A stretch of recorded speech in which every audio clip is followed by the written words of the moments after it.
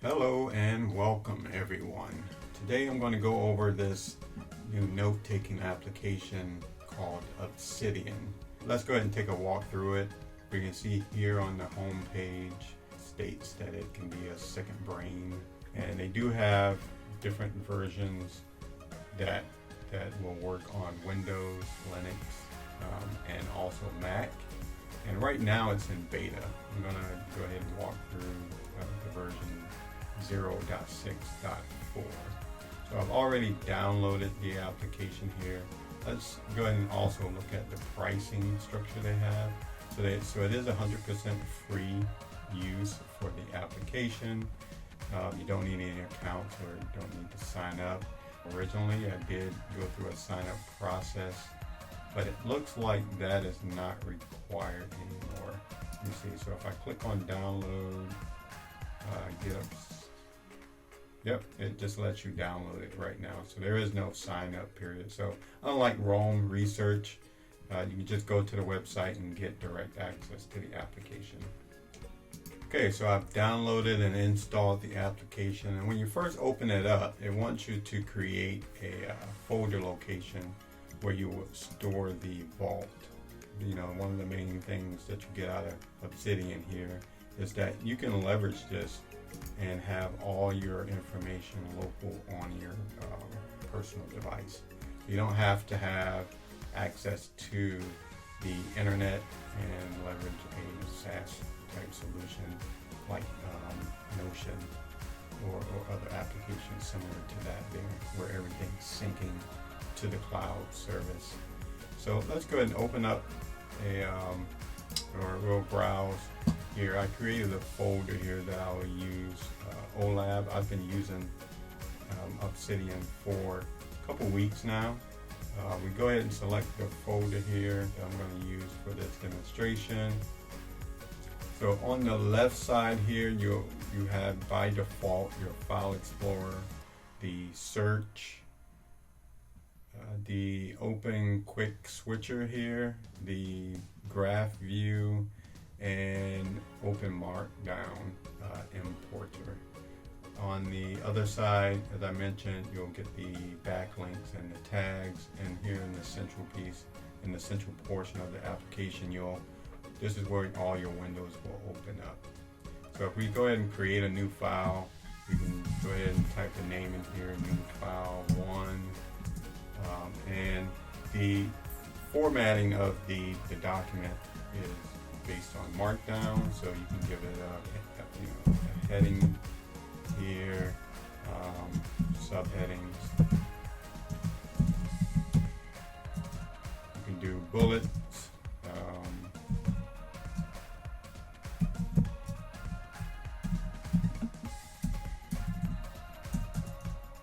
Type.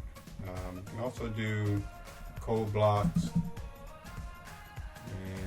Let's see, HTML, and close.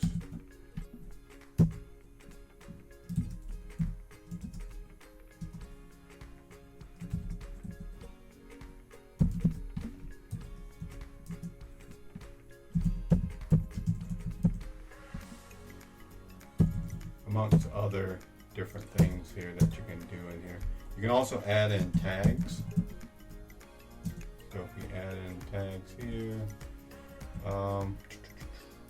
instead of putting tag, I'll just put tag 1.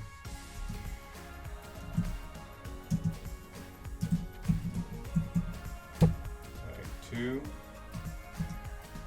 Also another feature that's very useful with Obsidian that I think I like the most by using this text editor is that you can add in backlinks. If you want to do the backlinks, you hit the 2 brackets and then you can put in whatever text you want in here. We'll say new file 2, and that is really it. This could be in line with content. Say I would like to create new file 2, and we there. By default, it does not create the actual document until you click on this link. Now, you can't just click on it within the actual text file until you hit one of the short keys, and then you click on it, and it will create the file by default using the name that's in the brackets here. So here is the file. You can put out any of your markdown content in here.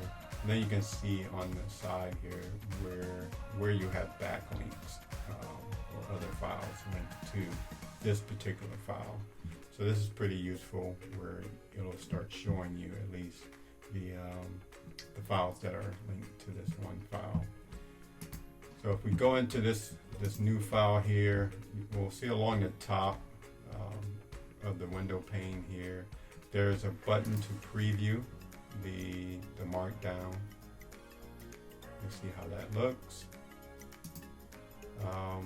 You can pin this actual window to always be open, and we'll see where that comes in useful here. This one here closes the window. We won't close it here. That's pretty straightforward. But pinning this one here, if you go to create a new file, by default, you see it just creates a new one right next to it. This is where we'll go ahead and see how it closes. The file that was created by default is called untitled. So if you do click on that there, it's going to automatically name a file, and it'll just append a number to this if you already have one untitled. You can split this window view in a lot of different ways, and I really love this feature as well. So you can do multiple verticals. You can even go horizontal. We can go here and do another horizontal. You can really kind of go all out with the number of different windows that you create. And these can be different files. Right now, you see it's just opening up the same file. But if I click over here on one of these other files here, you see it'll actually work for me here. In there. Oh, that's because it's pinned. We unpin this here, 2, and you'll see how it changes. So because I have these pinned, let's see, we'll click in that one there and do the untitled one. This is titled document, right? So this is pretty neat. So you can be editing on multiple files at a time, creating your links and switching back and forth without switching context, which is pretty nice here. Let me see, you can create subfolders as well. These do create subfolders within the directory that you chose. Folder 1, and then you can also move notes into those as well. So if you do here, you can move things around. Now, if we go into the maps section here, you have, well, one is the quick switcher. You can do your search in here, or you can just select which documents you want. You can also do a search for anything here. If you want to do a search for, say, tag, you can see things start popping in there. And you have a map view, which is here. Let's go ahead and close these other windows so you can see the map view. And if you have backlinks, it'll show the backlinks. We can get a better look at this when we'll come back to this here. And then you also have this markdown format importer, where you can import different formats here. I'm not going to go into deep depth on that at all. If we go down to the bottom here, we can open up another vault if we need to. It lists the current vault that you're in. And we have settings. So let's go ahead and take a little bit and take a little moment here and we'll dig into the settings. So in the editor setting here, we can do folding headings. You'll see by default you have smart indent list, auto pair markdown syntax. This has a couple different versions of markdown that it'll recognize. The auto pair brackets, so when you start doing brackets, it'll do the beginning and the end. Let me see, folding headings, which is pretty nice here. If we go ahead and select that on, and we go back to our text file here, you can see now that you can collapse the headings. There's also a feature in here where you can fold the indents as well. So if we select that one there, we can see that if we go ahead and do 1-1, you can actually start folding the sub indents as well. You can show line numbers in the file. You can somewhat see through here and the line numbers show up. So these are pretty useful features, and you can do Vim bindings. I haven't used Vim in VI in a long time, so I'm not as familiar with the bindings anymore. But they're there if you want to leverage that. Here you have some other options in the plugins. The plugins are the pieces that you'll see show up on the sidebars. So you can see the little icons that provide certain functionality on the icons. So like the tags, we did tags, but if we want to see that from the sidebar, now you can actually see all the tags that are in your document, and then the number of times they're being used across there. If you select on them, it basically just throws this into the search and file view, and then you get a list of the documents that are using these tags, which is, again, this is a really nice feature. So for a beta, there's a lot of good stuff and promise that I'm seeing in this particular note-taking application. Let's go back into the settings. Let's see. Okay, so we have all the things that we've already mentioned that are open in the side navigations. You can do page preview, so when you hover over a link, it gives you a preview of the actual page or information that's in the page. You can have a starred area now in there, so you can actually set favorites. You can use a custom CSS file, so you can customize the actual view. And there's another nice one here, daily notes. I'll go ahead and enable that one. The Zettelkasten prefixer. If you click on this one here, it'll put a format, or automate a format for the file when it names it, gives it an ID. You can customize the name as well, so that it has the ID and then you have an actual name. Random notes, you can enable that. Word count is on by default. Slides, to where you can actually get slide previews. There's the audio recorder, and you can open apps in there, or open documents in their default apps. Like under the file area. So always update internal links. We do a backlink, and the actual file is a certain name at first. If you ever change the name of that file, it'll automatically update the link in all of the documents that are linking to that file.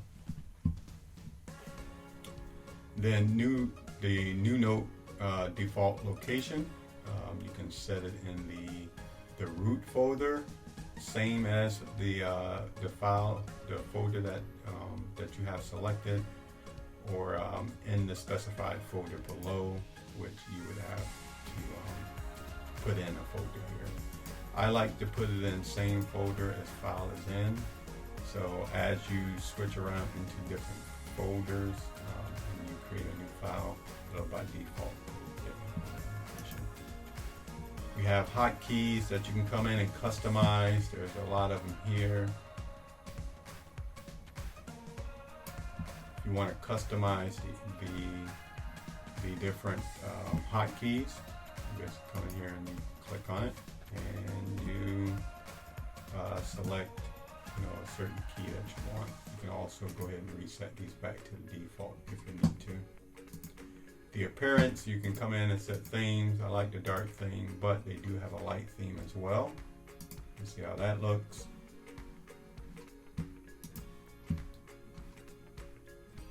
There's a help.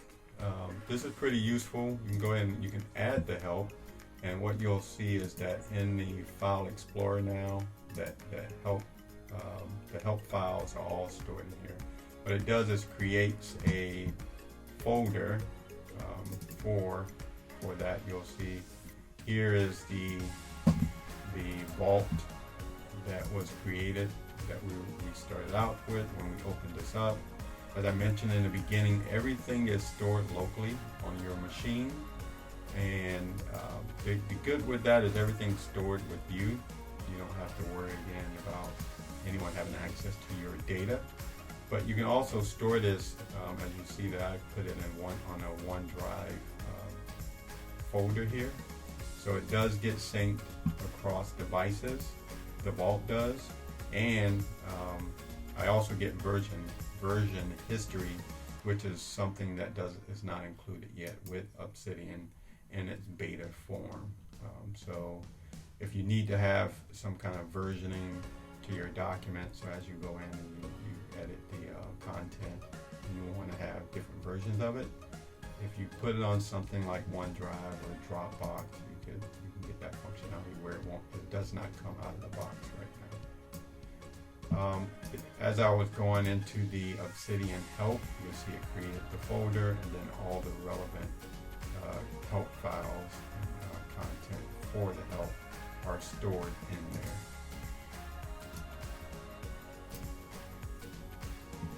Now there is a quick start that comes with the Obsidian help here.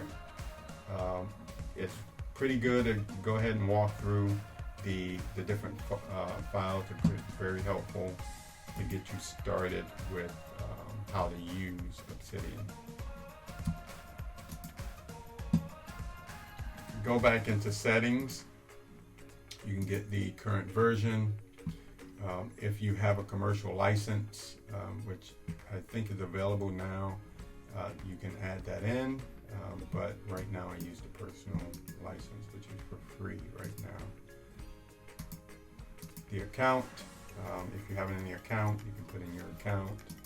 The daily notes setting, so if you have that feature or the plugin enabled, you can come in here and you customize what the file format is when you create a new daily note, what that would look like, and which location it would go in. You can also set up a template file, so when it creates the file, don't just have the flexibility of giving it a particular name or custom name.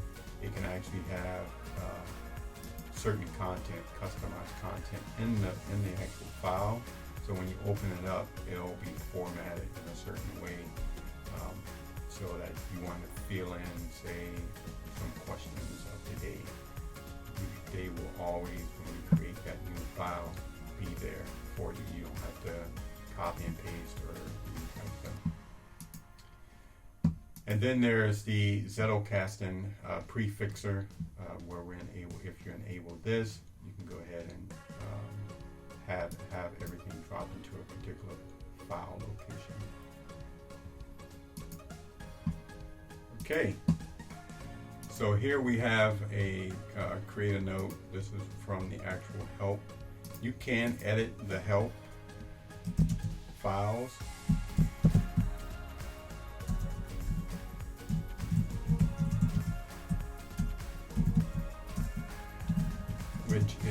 This is a good and bad thing. I found myself editing some of these files and changing. I found some errors, so I would change it here, but just note if you change anything in here, there it's not keeping versions, so if you ever need to get back to it, you can undo, of course, within the document, but if you change any fields, go away, close the app, and ever expect those to get back, you won't see them. Now, a couple other things here. You have the preview. I think I showed this in one of the other ones, where you can preview the Markdown file as it should be shown.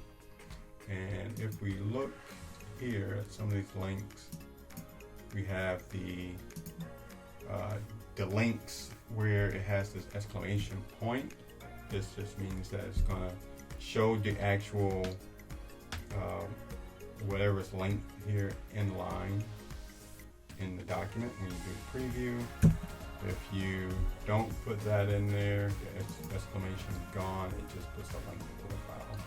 Now you do see I have the preview turned on, so when I hover over that file, you can see what the image is.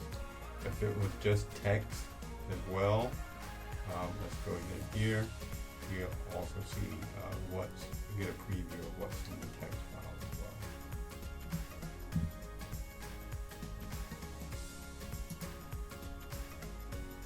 Let's take a look at the open today's notes, since we added that into the from the settings. So if we do that, you can see here it opened a file with today's date. When I first go into the note for the day, I can click on this, it'll open the note. As I mentioned, you can set up a custom template, so it's pre-filled with whatever you want, and then you can kind of hit the ground running. But just having this little easy button to format the note with this particular name for today is pretty nice. Then there's also the create new Zettelkasten note. So if you create that, you can see how it creates the Zettelkasten formatted ID here. And if you want, you could again note dash here, and it'll keep that format. So you're not stuck with just the ID. You actually can put something in the name that makes it a little bit more apparent to what the note is. When opening new notes, if you already have a note open and you want to open a note side by side, you could use the short keys, the keyboard shortcuts, to click on another note, and it'll open it up right next to the note that's already open. In the last section I'm going to go ahead and cover here is the starred area.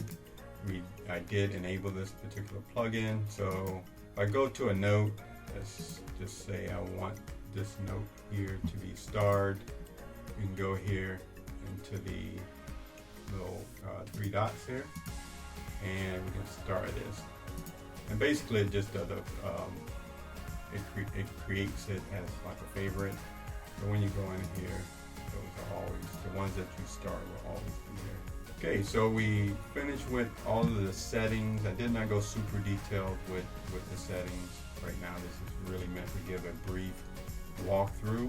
So the pros with Obsidian is that it's really right now it's a really good middle ground between bare bones note taker to the full-fledged productivity solution like Notion. It really fits somewhere in between and gives, I think, the right amount of functionality for just getting in and taking notes, being able to do the backlink, being able to do the formatting and Markdown, and also having everything local on your machine without needing to access some cloud service. So the notes that I take in Obsidian, I can use because the files are, again, local, quote unquote, but I use OneDrive to have access to the files anywhere I go to. I can open these up in any application that supports Markdown. So, and I have used that on the go, and able to even go into Microsoft 365 through the web, and I can still view these Markdown documents as text and edit them as well. So I think at its core, this is a really nice application that's going to be super powerful and functional enough, again, to just start taking notes and without overwhelming people with a lot of functionality and different ways of doing things. So I appreciate that. I guess the cons right now is that it is in beta, so some things are a little buggy. We're going to have to figure out when it gets more stable and we get a stable release out. Right now, the product is free, so it'll be interesting to see when the paid version comes out and the hosted version comes out, what functionality you get from those particular different tiers or plans that are going to be available with that. Okay, I'm going to go ahead and wrap this up. If you like the content that you've seen in the video, don't forget to like and subscribe to the channel.